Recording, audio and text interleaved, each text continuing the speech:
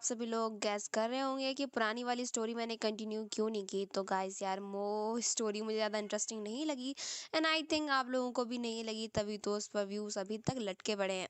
तो चलो उस स्टोरी को छोड़कर हम नई स्टोरी स्टार्ट करते हैं। तो इस स्टोरी की शुरुआत ही काफ़ी इंटरेस्टिंग होती है। यह हमारा मेन लीड चांसोल सभी को और क्लास में बताता है कि गाइस यू ऑल नो कि हमारी क्लास की टॉपर मिल नहीं रही है। आई डोंट थिंक कि वो कहाँ पर चली गई। सभी लोग सरप्राइज होते हैं। उसके बाद स्टोरी थोड़ी पास्ट में जाती है।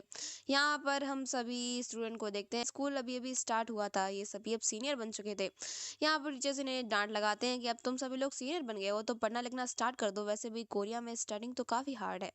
यहाँ पर लोगों को 12-12 20-20 घंटे पढ़ना पड़ता है। आई डोंट थिंक इतना कोई पढ़ पाता होगा। हमें की फीमेल लीड एंट्री मारती है तो यहाँ पर जीना की बेस्ट फ्रेंड यूरी उसे हाय बोलती है और कहती है कि जीना तुम काफ़ी जल्दी आ गई बट तुम थोड़ी सी लेट हो, बिकॉज क्लास पूरी फुल हो चुकी थी। अंजीना को लग रहा था कि आज वो क्लास में सबसे फर्स्ट पे, पर उसे वहां पर जाकर पता चलता है कि नो बेटा तुम सबसे लेट हो।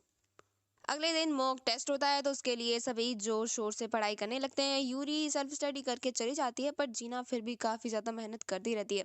उसे लगता है कि नहीं यार, उसे अपने लेवल के हिसाब से और भी ज़्यादा पढ़ना चाहिए। इसके बाद वो रात के 1 बजे तक पढ़ती है। जब सुबह मॉक टेस्ट का रिजल्ट आता है तो उसे पता चलता है कि उसकी रैंक तो सबसे नीचे है। मतलब बेचारी ने इतनी मेहनत की है लेकिन उसके नंबर इतने नहीं आए। इस स्कूल में भी एक बुली ग्रुप है जिसकी हेड है सहरा, और जब जीना सहरा के बगल में खड़ी होती है तो वो क्वेश्चंस के आंसर बोल रही थी। तभी सहरा उसे ये कहकर चुप करा देती है कि तुम्हारे खुद के ग्रेड्स तो अच्छे नहीं आए और क्वेश्चन से हमारा क्वेश्चन पेपर मिलवा कर क्या हमें फेल करना चाहते हो। इसके बाद जीना चुप हो जाती है और उसे पता लगता है कि यार उसके तो काफ़ी क्वेश्चंस गलत हैं। इसके बाद क्या था, बेचारी को इतनी मेहनत करने के बाद भी डिसअपॉइंटमेंट ही मिलती है और जब वो सभी को देखती है तो उनके सिर पर उसे उन सभी की रैंक दिखाई दे रही थी। यहाँ पर यून बेन और यून दो क्लास के टॉपर रहते हैं तो वो उन दोनों की रैंक ही फर्स्ट थी और यूरी क्लास की सेकंड टॉपर है। तभी उसे लगता है कि यार उसके सारे फ्रेंड तो एकदम ओवर स्मार्ट हैं, फिर वो क्यों डम रह गई। सीने में आग तो लगी गई थी। जब वो स्कूल से बाहर निकलती है तो साथ में जो प्रोफेसर रहती हैं वो यहाँ पर हमारी जीना के पास आती हैं और कहती हैं कि तुम्हारी बड़ी बहन तो यार क्या पढ़ाई करती थी। वो काफ़ी ज़्यादा इंटेलिजेंट थी तभी तो उसकी रैंक इतनी अच्छी आई एंड उसे इतनी अच्छी यूनिवर्सिटी मिल गई। एंड आई थिंक कोरिया में यूनिवर्सिटी लेना काफ़ी ज़्यादा मैटर करता है। इसके बाद वो जीना को खरी खोटी सुनाती हैं कि तुम्हारा मॉक टेस्ट कैसा गया। तभी जीना कहती है कि मेरा ठीक ही गया, नंबर भी काफ़ी ठीक ही आ गए। तभी वो कहती हैं कि समझ सकती हूँ तुम उतनी ज़्यादा इंटेलिजेंट नहीं हो बट तुम्हें ज़्यादा पढ़ना चाहिए। इसके बाद वो यहाँ से चली जाती है और उसके बाद वो सभी से डिनर के लिए पूछती है पर सभी काफ़ी ज़्यादा बिजी होते हैं। यूरी कहती है कि उसे अपने बॉयफ्रेंड से मिलने के लिए जाना है। यहाँ पर दो यून को अपनी मॉम से मिलने के लिए जाना था और बच्चे सिर्फ जीना और चांसोल। दरअसल ये दोनों चाइल्डहुड फ्रेंड्स हैं, बचपन से एक दूसरे के साथ ही रहते हैं तो इन दोनों को इनकी छोटी बड़ी बातें पता रहती हैं। चांसोल और जीना एक साथ डिनर करते हैं एंड जीना तो इतनी ज़्यादा डिप्रेस्ड हो चुकी थी कि उसे चांसुल के सिर पर भी उसके ही ग्रेड्स दिखने लगे थे और वो सोच रही थी कि यार चांसुल तो इतना पढ़ता भी नहीं है फिर भी उसकी ग्रेड मुझसे बस एक पीछे है। मतलब वो भी इतना ज़्यादा इंटेलिजेंट है जितनी कि मैं नहीं हूँ। अपने घर पर जाती है तो उसकी मॉम इसे ये कहकर दिलासा लगाने लगती हैं कि चलो छोड़ो, तुम तो वैसे भी इतनी ज़्यादा इंटेलिजेंट नहीं हो अपनी बहन की जैसे, तो इतना ज़्यादा स्ट्रेस मत लो। इसके बाद जीना को इस बात पर गुस्सा आ जाता है कि उसकी मॉम उसे ऐसा दिलासा क्यों दे रही हैं। तभी वो अपने मॉम से लड़ाई कर लेती है कि मॉम मैंने बहुत हार्ड तरीके से ट्राई किया था, मैं क्या करूं, मेरे ग्रेड्स कम रह गए। इसके बाद उसकी मॉम कहती है तो मैं भी तो वही कह रही हूँ। तभी जीना कहती है कि आपके बोलने का तरीका एकदम सही नहीं है। बेचारी जाकर कमरे में रोने लगती है।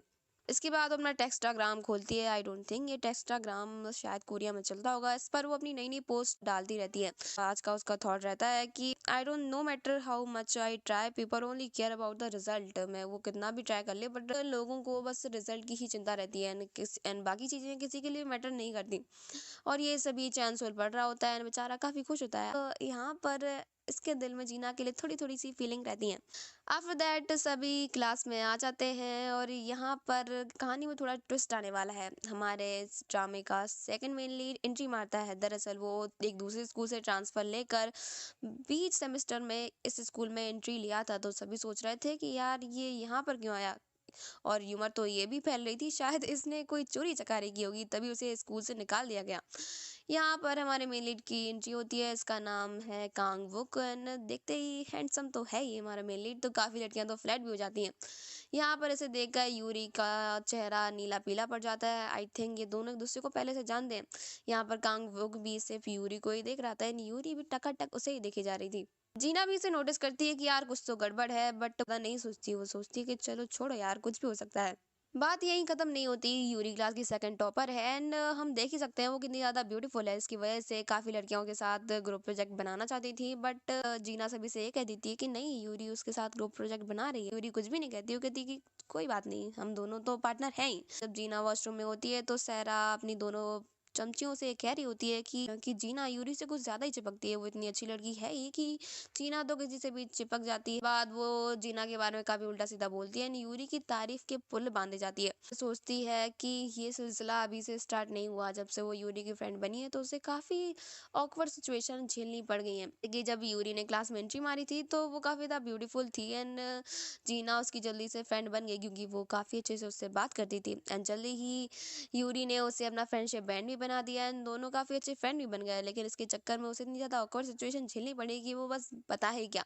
तो ये बताती है कि कोई भी लड़के को अगर यूरी को प्रपोज करना होता है and उसमें इतना कॉन्फिडेंस नहीं रहता कि वो जाकर सीधा यूरी को बोल सके, तो मुझे गिफ्ट पकड़ाने लगते हैं और कहते हैं कि प्लीज यार यूरी को दे देना।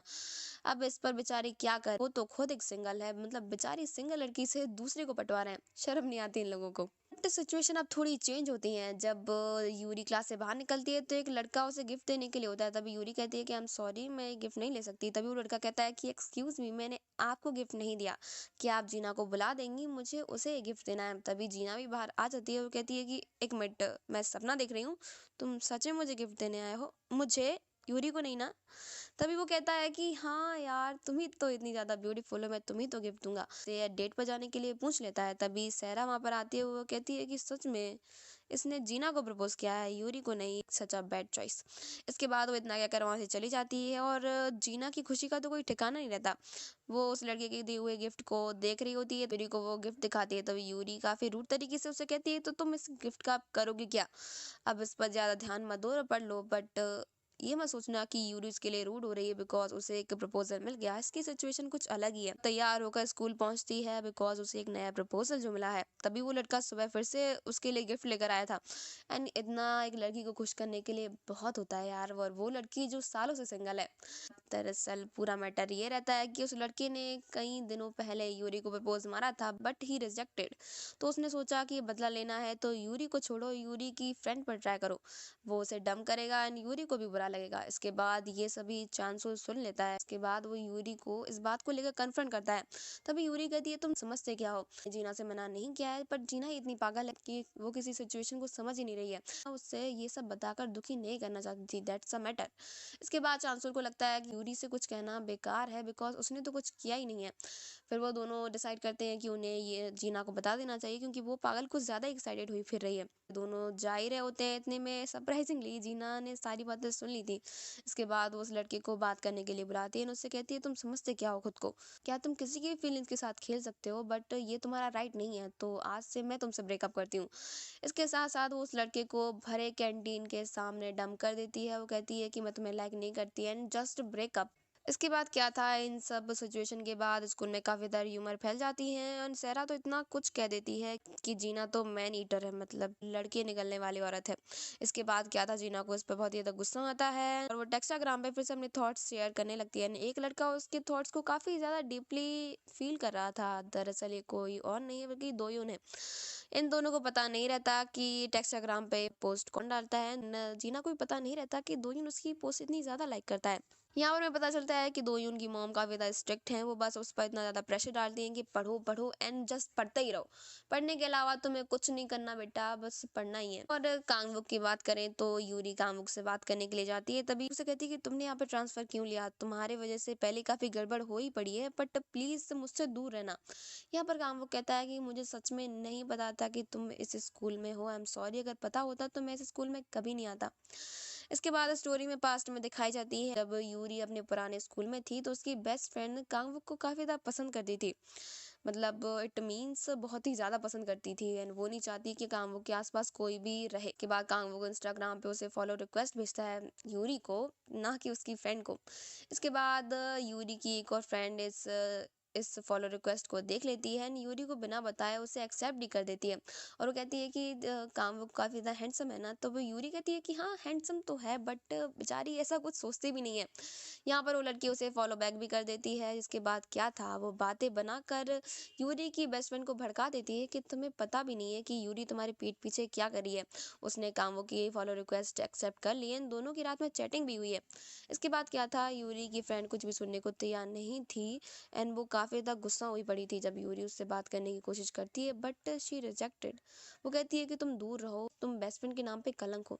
एक तुम्हें पता था कि मैं कांगवू को कितना ज़्यादा पसंद करती हूँ, बट ये बात तो तुम्हें मैटर करती ही नहीं है, राइट? यहाँ पर यूरी कहती है कि नहीं ऐसा कुछ भी नहीं है एंड ये सब मिसअंडरस्टैंडिंग है, तुम समझो तो।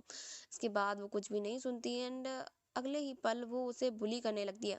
इतना ज़्यादा बुली कि बेचारी यूरी का उस स्कूल में रहना ही मुश्किल हो गया था। वो दोनों लड़कियां मिलकर उसकी कॉपी तक फाड़ डालती हैं और बेचारी यूरी तो ये सब सहन नहीं कर पा रही थी। उससे इतना ज़्यादा बुरा फील होता है, उन दोनों से बात करने की कोशिश करती है बट वो दोनों रिफ्यूज़ कर देती हैं।